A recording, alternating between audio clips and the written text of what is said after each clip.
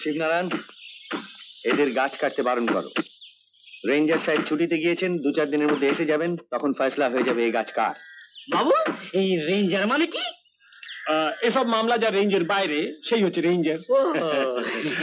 তোমরা কাজ করে যাও। জীবন, জিপ নিয়ে গিয়ে পুলিশ নিয়ে এসো। আচ্ছা, পুলিশ? পুলিশ দেখাচ্ছেন? দাঁড়ান, উনি যখন পুলিশ ডাকছেন না, তখন আপনিই বা কেন পুলিশ ডাকার চেষ্টা করছেন? ইটের জবাব পাথর দিয়ে দিতে হয়। আপনি আমার সম্পত্তিটা সামলান, আমি ততক্ষণ আপনার সম্পত্তি সামলানোর চেষ্টা করছি। আচ্ছা বাবু, এনপুলিশ দিচ্ছে। ছোড়া,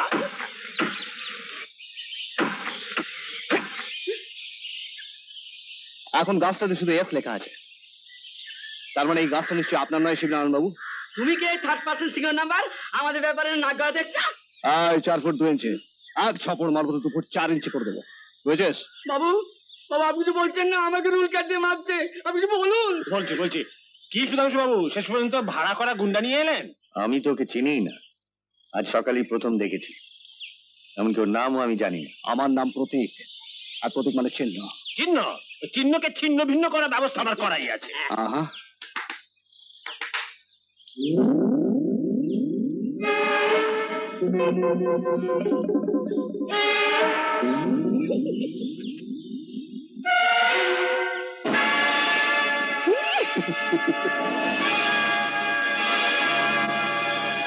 কিনে ফেলেছে? তাহলে এদের জন্য সব ব্যবস্থা করে ফেলুন, ওই প্রাথমিক চিকিৎসার জন্য যেগুলো লাগে আর কি। টিচার আইডিন, ডেটল, তুলো, ব্যান্ডেজ, আমাদের বড় বউ সব ব্যবস্থা করেই রেখেছে। তাহলে শুরু করা যাক।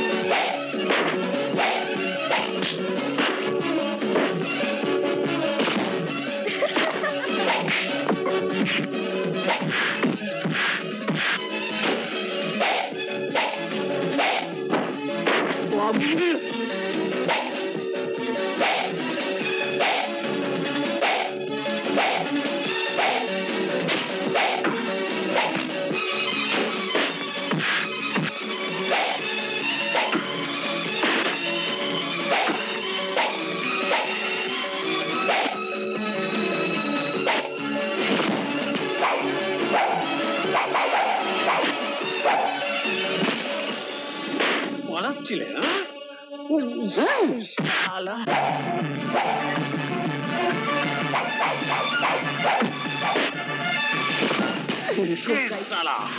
হিন্দি ছবি দেখো।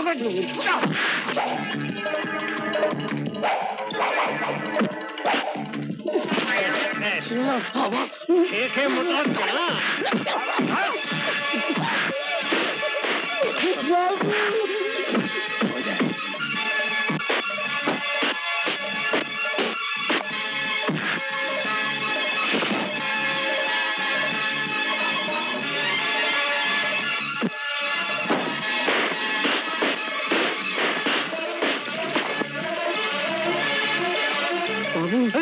বাবু, আমাদের মারবে।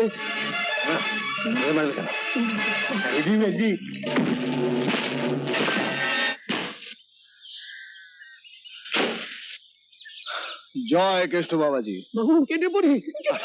চল কেটে পড়ি।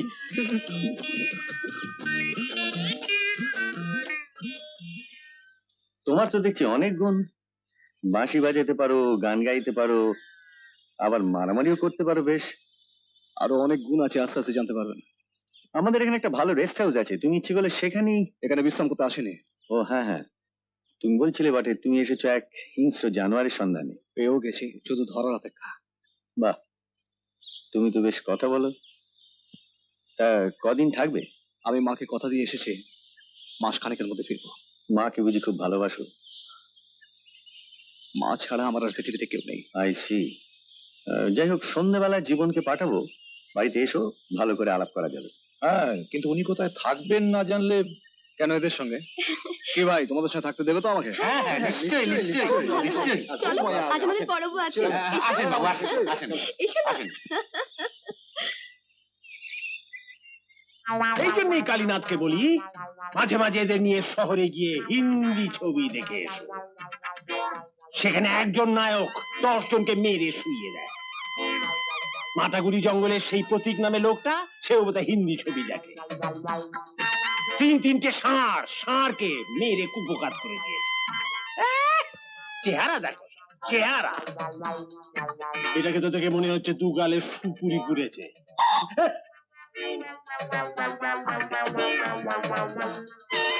নুলো পিটিয়ে মুখটাকে বাংলার 5 করে। আর তোমাকে তো দেখে মনে হচ্ছে ইয়ে করতে বসেছো। বেশ বলেছেন, আমাদের সকলকে এমনকি আপনাকে পর্যন্ত ইয়েতে বসিয়ে দিয়েছে। খেতে পড়া দাঁতগুলো বার করে দাঁত কেলিও না তো। তা তুমি দেখতে পারো হিন্দি ছবি? আমি দেখি কি করবো? এই 2 ফুট 4 ইঞ্চি চুরি চুরি 4 ফুট 2 ইঞ্চি হাইট নিয়ে আমি কোথাও সঙ্গে মারামারি করতে যাবো? ভালো আইডিয়া তো দিতে পারো, বুদ্ধি তো দিতে পারো আমায়, সুন্দর সুন্দর, যাতে করে আমি প্রেম চোপড়া, অমরেশ পুরীর মতন 6টা রেপ, 10টা খুন এসব করতে পারি। হ্যাঁ, তারপর লিখে লম্বা নায়কটা রাম প্যাদানি দিয়ে যেমন হিন্দি ছবিতে দেয়। কিন্তু 6টা রেপ আর 10টা খুন করে তারপর তো আমি মার খাবো। একটা গাছও বাগাতে পারবো না। 3-3টে ষাঁড় পরে পরে মার খেলো। সব তোমার জন্য, বুঝলে, সব তোমার জন্য। একটা বুদ্ধি দাও দেখিনি। নায়ক লোকটাকে কিনতে পারা যাবে? ওকে হাতের মুঠো পেলে না, 50টা গাছ কেন, আমি সারা পৃথিবীকে কিনতে পারি।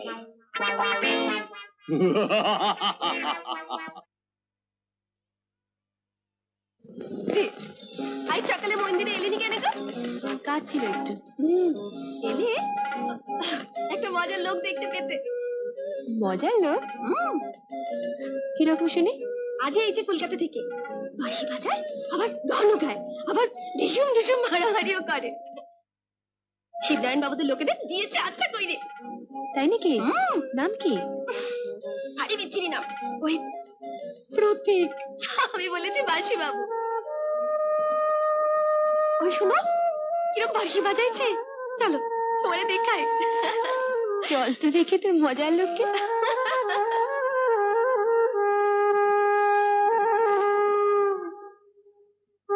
বাহ, বেশ সুন্দর বাঁশি বাজাইতো। আর দেখতেও একদম কিশোর নয়।